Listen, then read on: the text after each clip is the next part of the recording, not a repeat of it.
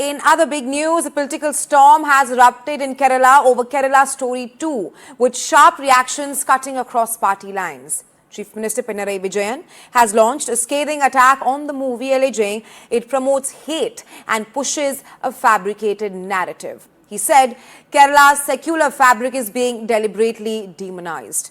Congress MP Shashi Tharoor echoed those concerns as well, claiming that the first movie had no factual foundation and was built on lies. He dismissed claims of large-scale conversions, warning against propaganda over isolated cases. The BJP, however, has now hit back. Kerala BJP chief Rajeev Chandrasekhar accused the chief minister of hypocrisy and distraction politics, questioning why he was acting as a protector of society. Amid the row, Kerala Tourism has now waded in with a subtle counter, a poster reading, "No beef with anyone," with the tagline, "That's our recipe for happiness," signaling the state's pitch for harmony over hate. Meanwhile, Kerala Story 2 director Kamaksha Narayan Singh and producer Vipul Shah have spoken to NDTV amid the political storm surrounding the movie. Take a look.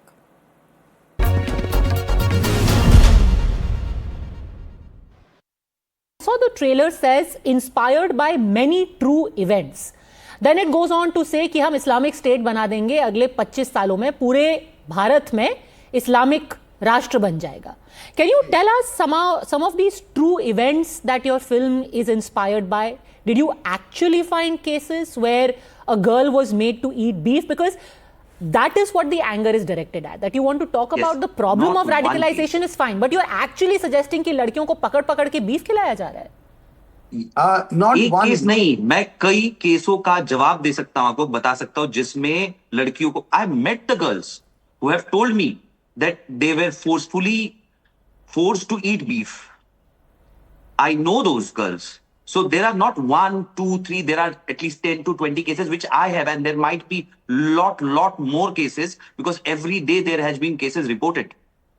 So we can't deny this fact.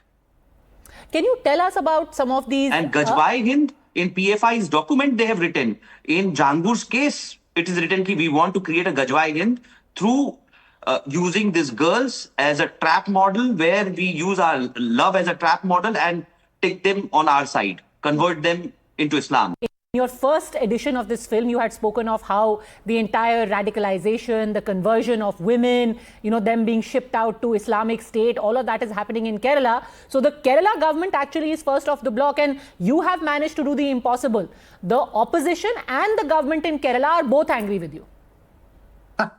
I don't know whether that's a good thing or a bad thing, but I would say that simply put, I feel that after the first one, there was one accusation that kept happening around us that something like this doesn't happen in Kerala. The number of 32,000 is a complete fiction of, friction of our imagination. And then we put out a video on 6th of June, a 17-minute long video on YouTube, where we've explained the 32,000 number with institutes and the names of institutes and people where they can go. Even in Kerala Assembly, there was a document presented where the number of 7,700 something was put on the table in the assembly. So it was not our imagination. These are hard, real numbers. But what I felt is that after that, I expected the Kerala government to take very hard stand on these criminals, but I haven't really heard of that happening. Rather, now we've been told again that we are coming to create some, divide in the social harmony. And I'm surprised that social harmony gets divided when you expose criminals. And my colleague Ashwin is now joining me live from Kerala. Ashwin, Kerala Story 2 has yet again brought politics to the surface, with the Kerala Chief Minister clearly saying that they do not agree with the sequel, Kerala 2, and that the upcoming movie is yet again propagating communal propaganda in the state. Resha, well, the Chief Minister has taken a very strong stance against it.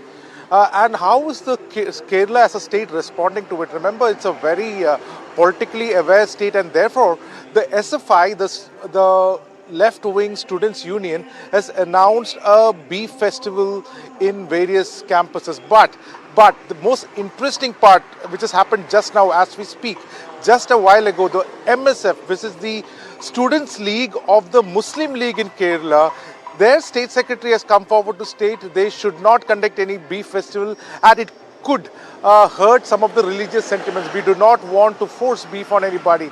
And this is what is interesting, Rahisha. This entire story is being turned political, but at the same time, we are finding some sane voices who are trying to keep this sanity, and also calling out the kind of propaganda, alleged propaganda the film is, and therefore the entire narrative that is now being put across in Kerala is completely changing. SFI has said they are going to have a state beef festival across various universities.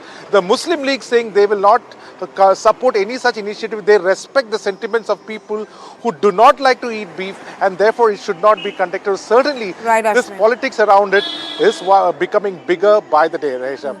Right, Ashwin, thanks for getting us the latest. We'll wait and have to see how the Kerala Story 2 showdown continues.